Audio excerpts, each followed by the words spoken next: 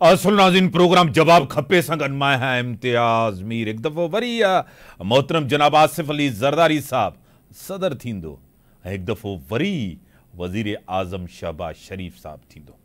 मामला तय थी विया आहिनि। बस सियासी जमातूं अहम पंहिंजा मामला तय कया आहिनि। MQM जूं ॻाल्हियूं हलंदड़ आहिनि ऐं सूबनि जे अंदरि कुझु governors senate chairman Peoples Party के हूंदा, काथे पीपल्स पार्टी उन्हनि खे एडजस्ट कंदी ऐं मुल्क खे क्राइसिस खां कढण जे लाइ हे सभु सियासी जमातूं गॾु थियूं आहिनि। हिकिड़ो डेडलॉक हो, डेडलॉक ख़तमु थियो आहे ऐं मैशियत बहितर तॾहिं थींदी आहे जॾहिं सियासी मुफ़ाहमत थिए। जेकॾहिं मुल्क जे अंदरि सियासी मुफ़ाहमत न थींदी त मैशियत बहितर न थींदी। ॿी तरफ़ काफ़ी तजियाकारनि जो इहो ख़्यालु आहे, काफ़ी राइटर्स जो इहो ख़्यालु आहे त हीअ हुकूमत जेकी ठहण थी वञे मजबूर हुकूमत हूंदी, कमज़ोर हुकूमत हूंदी ऐं जल्दी ब्लैकमेल भी थींदी हीअ हुकूमत। ॿी तरफ़ इहो मौक़िफ़ आहे त ॿ सियासी जमातूं यानी कि पीपल्स पार्टी नून लीग जो PDM जो तजुर्बो को बहितर तजुर्बो न रहियो। इन जे करे पीपल्स पार्टी PDM में जीअं हिस्सेदार हुई वफ़ाक़ी हुकूमत में, ईअं हिस्सेदार हिन हुकूमत में न हूंदी। बाक़ी अहम कॉन्स्टिट्यूशनल जेके आइनी पोज़ीशन्स आहिनि पीपल्स पार्टी खे उहे ज़रूरु मिलंदियूं। मूंखे टेलीफोन लाइन ते जॉइन कयो आहे सीनियर रहनुमा, मरकज़ी क़यादत आहे, सीनियर वज़ीर भी रही चुका है, एजुकेशन जा वज़ीर भी रही चुका, मोहतरम जनाब पीर मज़रत साहब मूंसां गॾु आहिनि। पीर साहब तव्हांखे वेलकम चऊं था पंहिंजे प्रोग्राम में। पीर साहब आवाज़ अचे थो? अस्सलाम वालेकुम। जी वालेकुम सलाम। पीर साहब मसला छा? हिकिड़ो फार्मूलो तय थियो आहे नून लीग और पीपल्स पार्टी जे विच में, छाजे करे त का सिंपल मेजॉरिटी सादी अक्सीरियत कंहिंखे कोन मिली। गॾिजी करे मुल्क खे क्राइसिस खां कढणो आहे, मैशियत बहितर न आहे। छा चवंदो पीर साहब?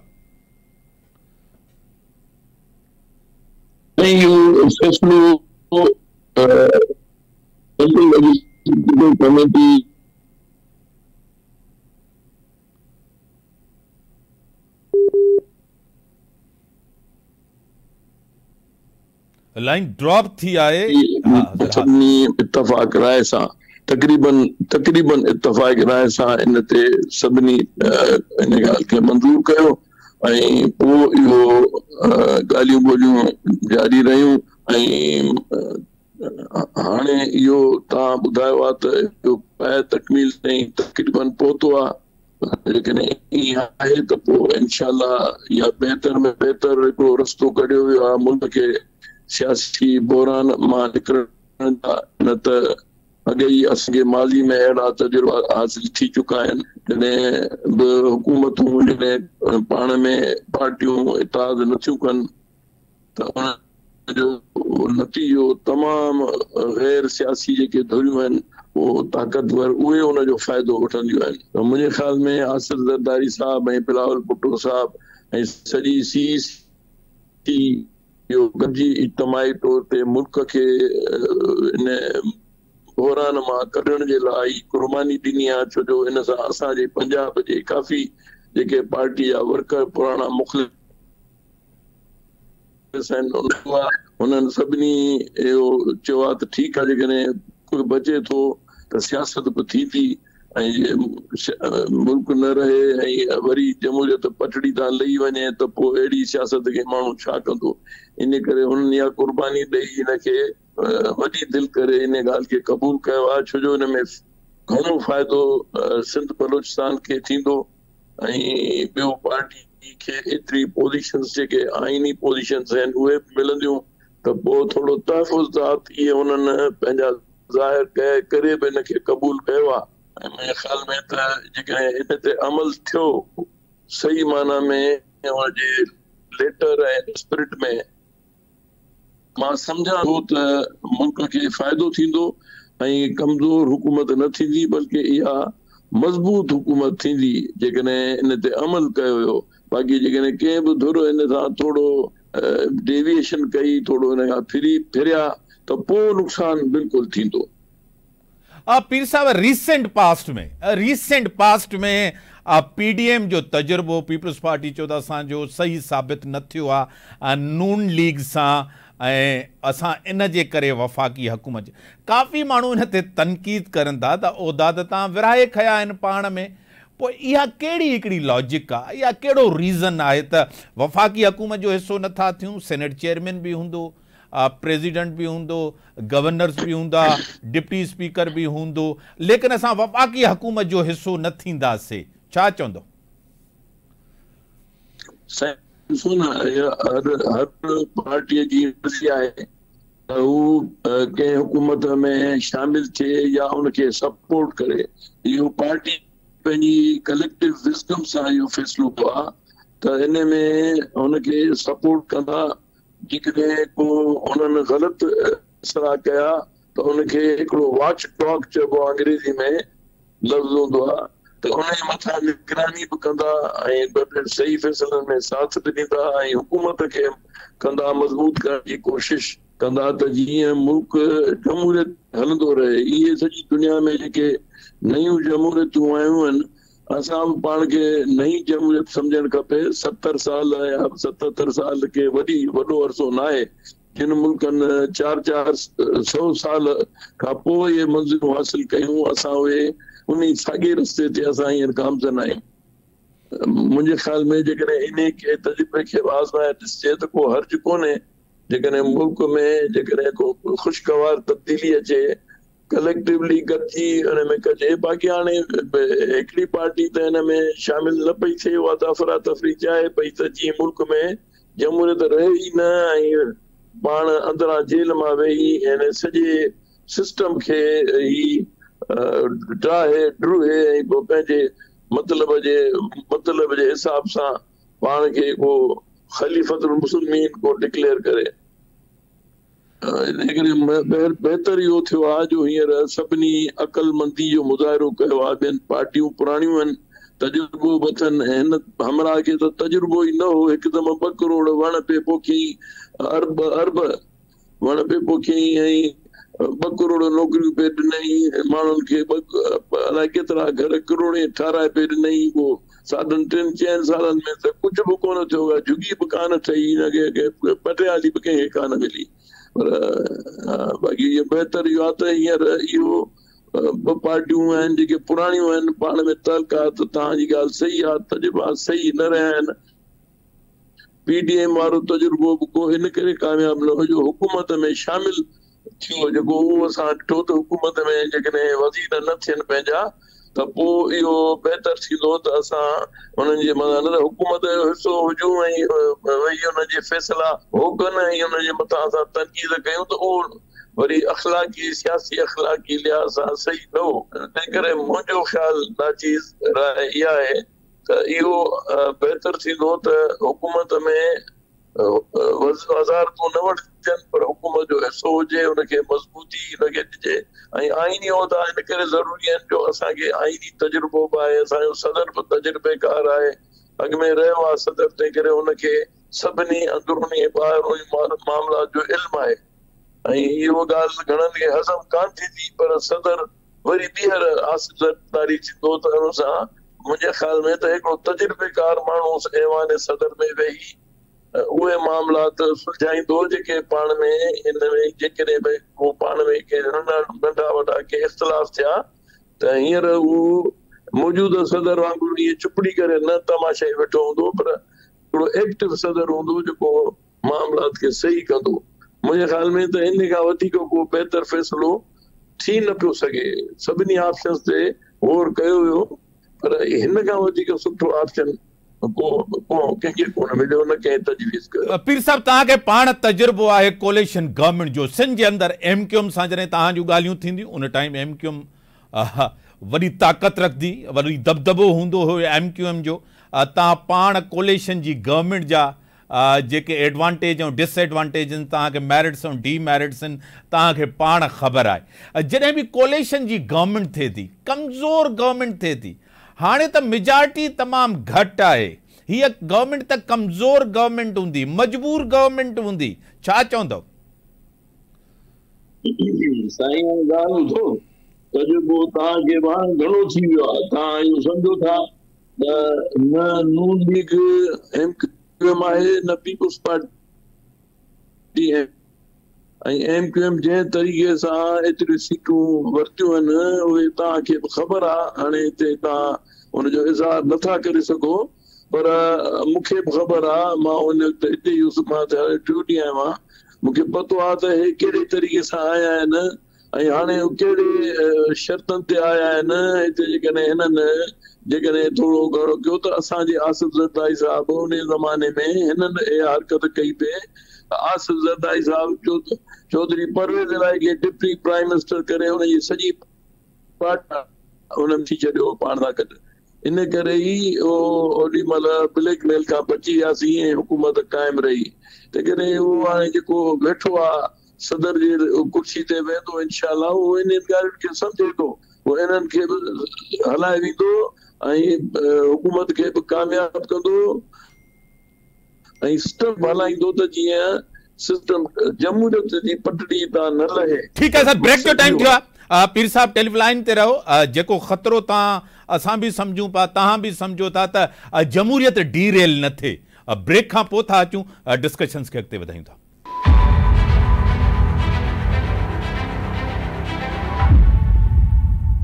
मुल्क में राज़ी मामला तय थी विया आहिनि त नून लीग खे छा मिलंदो, पीपल्स पार्टी खे छा मिलंदो ऐं ख़तरो हुयो त जेकॾहिं डेडलॉक बरक़रार रहे थो त जमहूरियत डीरेल थी सघे थी। सियासत जे लाइ, मुल्क जे लाइ, अवाम जे लाइ, रियासत जे लाइ उन जेके मसला मसाइल आहिनि। मूंखे टेलीलाइन ते आहिनि मोहतरम जनाब सीनियर रहनुमा पीर मज़रक साहब। पीर साहब, मसला तमामु घणा आहिनि। मैशियत तव्हांजे साम्हूं आहे। मैशियत सां गॾु जेके शयूं जुड़ियल आहिनि, महांगाई आहे, बेरोज़गारी आहे, पेट्रोलियम प्राइसिस आहिनि, तमामु वॾा मसला आहिनि। पीर साहब छा चवंदो? बिल्कुलु इन्हनि ॾिसो न, इन्हनि मसइलनि खे हल करण जे लाइ पीपुल्स पार्टी इहा कुर्बानी ॾिनी आहे त जीअं अहिड़ी जमहूरी हुकूमत ई जेका शर्त बि आहे सभिनी इदारनि जी, मालियाती इदारनि जी, इंटरनेशनल, त मुल्क में जमहूरी निज़ाम हुजे।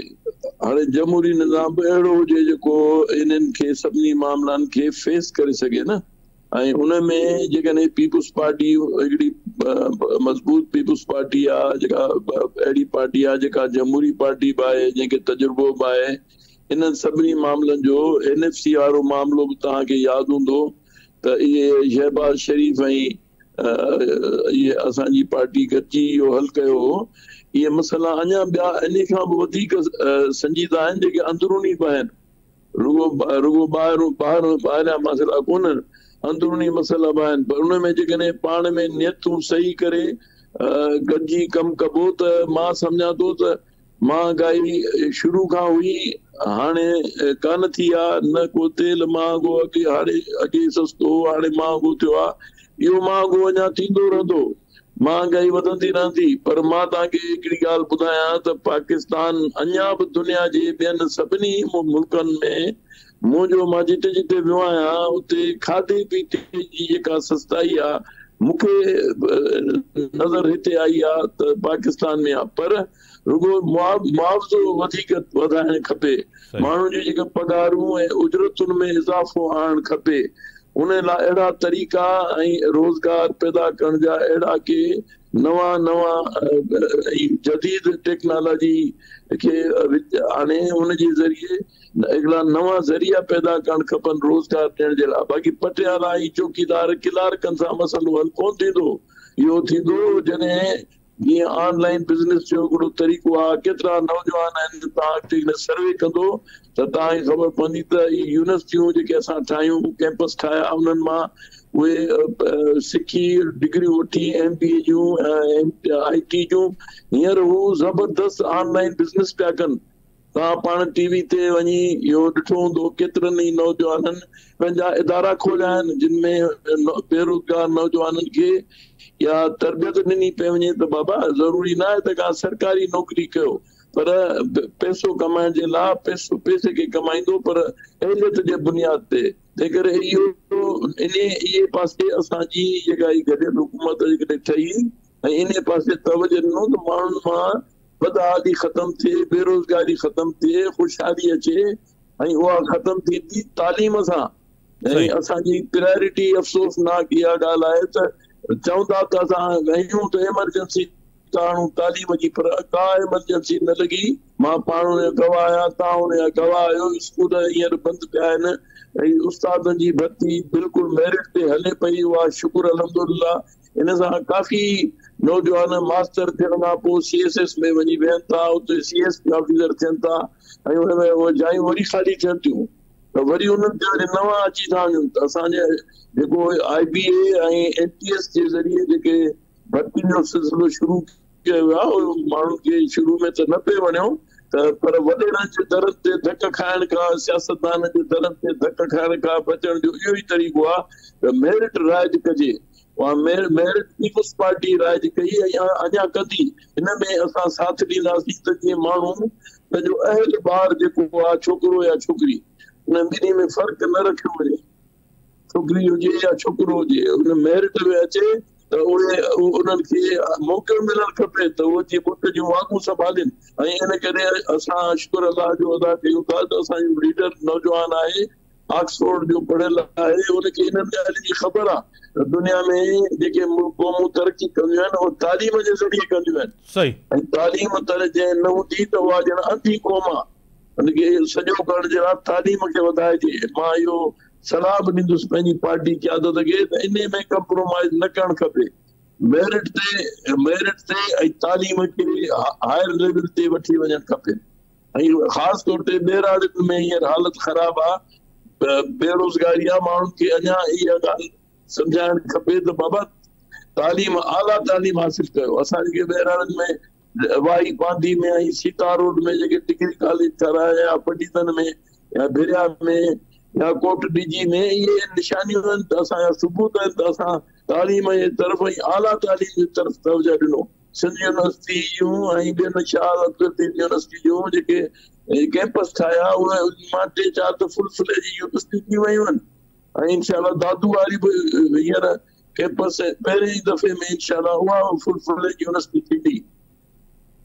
पीर साहब, चौथों दौर यानी कि तव्हांजी हुकूमत अचे पई, 15 साल कंटिन्यू तव्हांजी हुकूमत रही, तव्हां ते ज़िम्मेदारी थिए थी, मैंडेट भी तव्हांखे मिलियो आहे।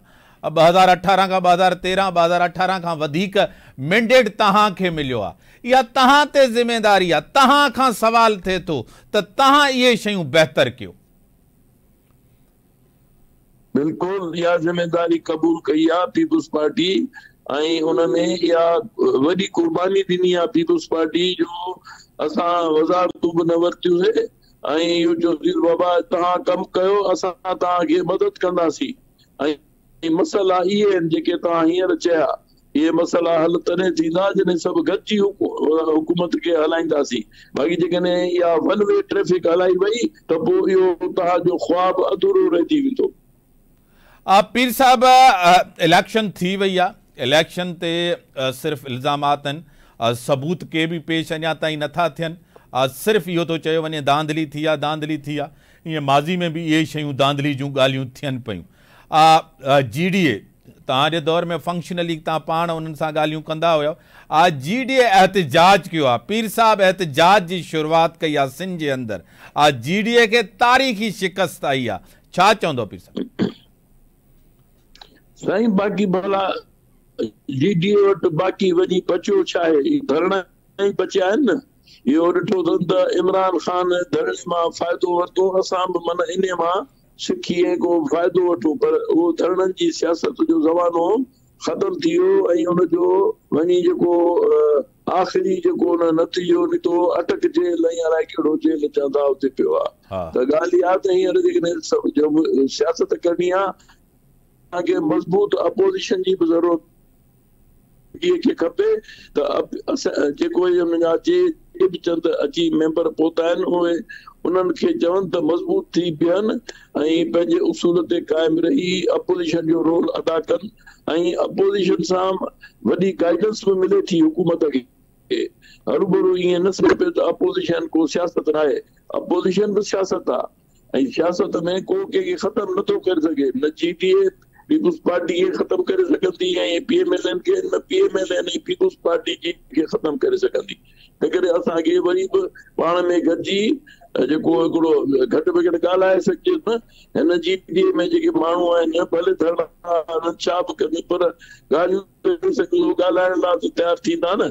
जेकॾहिं इमरान ख़ान वारो रस्तो वरितऊं त बाबा ॻाल्हाइणो कंहिंसां बि कोन्हे त पोइ सही पोइ माशाल्लाह पोइ नतीजो बि सभिनी ॾिठो आहे त पोइ हुकूमत हुजे या न हुजे पर सियासत त हुअणु खपे न। तव्हां साईं चयो त मोहतरम जनाब आसिफ अली ज़रदारी साहब मुफ़ाहमत जो बादशाह आहे, उन पंहिंजो दौर बि जहिड़े तरीक़े सां हुकूमत हलाई, एॾियूं ॾुखायूं हुयूं, एॾी तनक़ीद हुई, अॼु हुकूमत वई, सुभाणे हुकूमत वई, हुकूमत वञण वारी आहे, टाइम पूरो थी चुको आहे। इन सॼनि क्राइसिस खे जहिड़े तरीक़े सां ॿाहिरि कंदो जमहूरियत खे कंटिन्यू कयो आहे। पीपल्स पार्टी जूं क़ुर्बानियूं बि आहिनि सिस्टम जे लाइ, इनकार न आहे। आसिफ अली ज़रदारी साहब जो हुजणु निहायती ज़रूरी आहे। पीर साहब साईं हिकिड़ो त पहिरें स्टाफ पंहिंजे खे थोरो मना कयो त इहो पाण में न ॻाल्हाइनि, मूंखे हिते डिस्टर्बेंस पई थिए, मूंखे सम्झ में नथो अचे त तव्हां छा था चओ। हिननि खे चओ त हींअर जेतिरो प्रोग्राम हले थो ख़ामोशी सां वेही इहो बि ॿुधनि या वरी पोइ ॿाहिरि वञी ॻाल्हाइनि त जीअं मां तव्हांजी ॻाल्हि सम्झी सघां ऐं तव्हांखे सही जवाबु ॾेई सघां। आसिफ अली ज़रदारी साहब सर मुफ़ाहमत जो बादशाह हिकु दफ़ो वरी जीअं त माज़ी जी सियासत बि तव्हांजे साम्हूं आहे, छा चवंदो? साईं ॻाल्हि ॿुधो न, आसिफ ज़रदारी साहब खे अलाह साईं सम्झ ॾिनी आहे, सियासी सूझबूझ ॾिनी आहे। बेनज़ीर भुट्टो साहब जी पाण चवंदो त मां हुनजी शागिर्दी में सिखियो आहियां, हाणे सिखियो आहे या न उहो त अलाह थो ॼाणे पर नताइज ॿुधाइनि था त सिखियो आहे। ऐं हुनजो इहो असांजे मुल्क खे घटि में घटि हाणे अहिड़ी क़यादत आहे मौजूदु जेको सभिनी खे गॾु करे सघे थो। मुझे टेलीफलाइन ते ज्वाइन किया सर, मूंखे टेलीफलाइन ते ज्वाइन किया सीनियर रहनुमा, सीनियर सियासतदान GDA जी मरकज़ी क़यादत और डॉक्टर सफदर आबादी साहब मूंसां। डॉक्टर साहब तव्हांखे वेलकम चऊं था पंहिंजे प्रोग्राम। मोहतरम जनाब सीनियर रहनुमा, सीनियर सियासतदान मोहतरम जनाब पीर मज़हर साहब तव्हांखे सलाम करे थो, उहे बि टेलीफलाइन ते।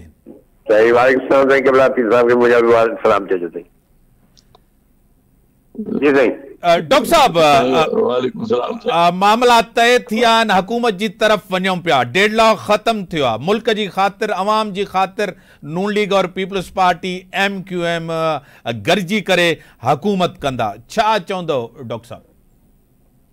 पहिरीं त मां असांखे मूंखे तौर ते कोई एतराज़ कोन्हे, सभु गॾिजी विया आहिनि, पर प्रॉब्लम इहो आहे त सीरियस क्वेश्चन मार्क्स आहिनि सॼी इलेक्शन प्रोसेस ते।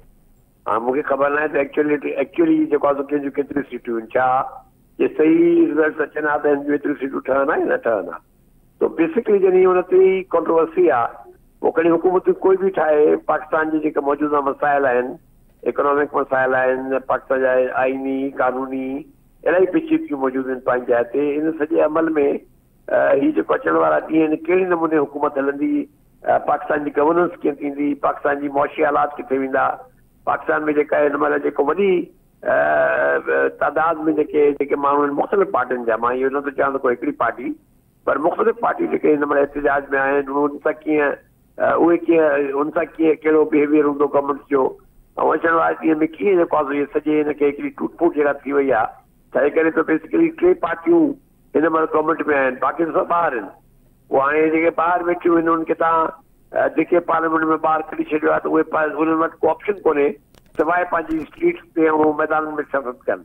त मां सम्झां थो त इहा सॼी जेको अमल मूंखे नज़र अची रहियो आहे, उनमें इहा त बेशितर तादाद में जेके पार्टीज़ आहिनि, मेजर पार्टीज़ जेके आहिनि उहे पंहिंजो हिन सॼे सिरिश्ते खां ॿाहिरि आहिनि, ऐं जेको अचण वारे ॾींहंनि में सॼे मामले खे वरी जोड़े कीअं हलाइणो आहे, मुआशी मसाइल कीअं हल थींदा, पाकिस्तान जा आइनी पेचीदगियूं जेके आहिनि उहे कीअं हल थींदियूं, कानूनी पेचीदगियूं कीअं हल थींदियूं, मूंखे सीरियस रिजर्वेशन आहिनि, सिस्टम जेको आहे जेको इहो कयो वियो आहे हिकिड़ी ज़ोर ज़बरदस्ती वारो, इहो केतिरो हली सघंदो।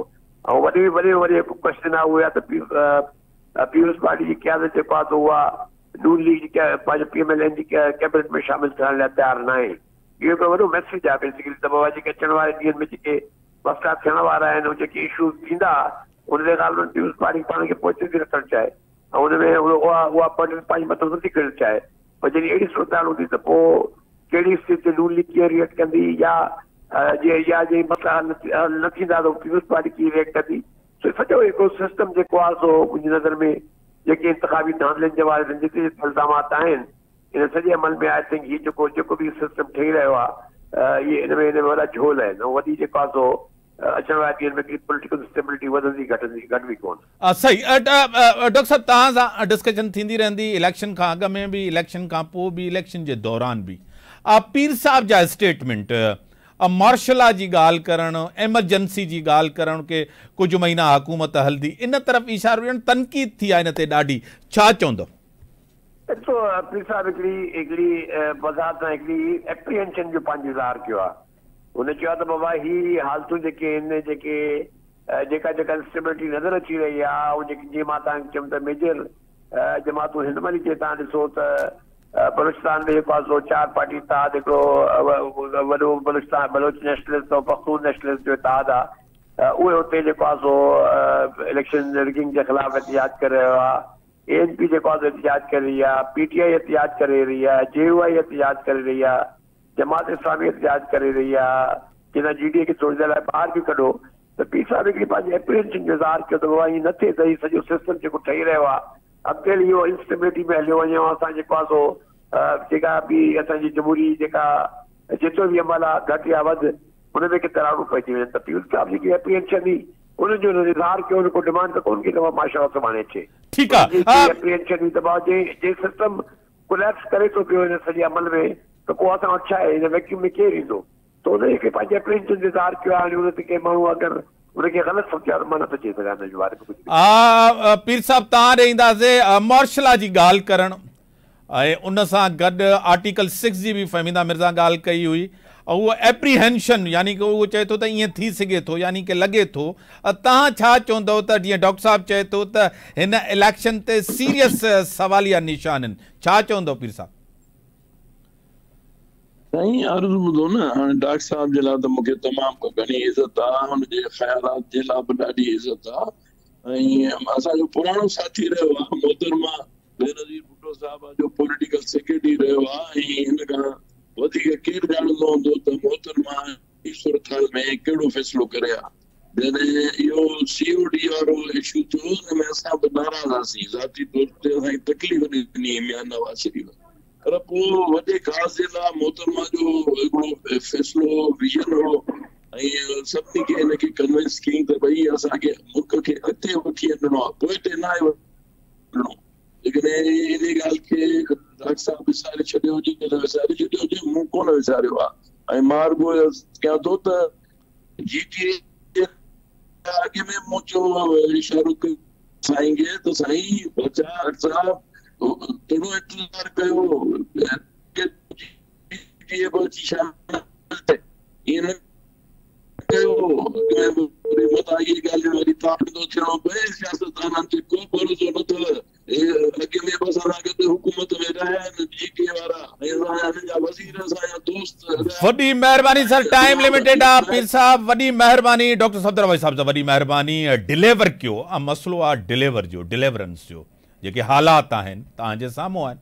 ॿ वॾियूं सियासी जमातूं MQM बि हुन सां गॾु थियणु वञे थी, उन्हनि ते वॾी ज़िमेदारी आहे, ऐं उहे आवाम जे रिलीफ जे लाइ GDA उन ते क्वेश्चन मार्क कयो आहे, ऐं उन्हनि वटि को ऑप्शन न आहे त एहतिजाज ई हाणे कंदा। इन सां गॾु इजाज़त, अल्लाह हाफ़िज़।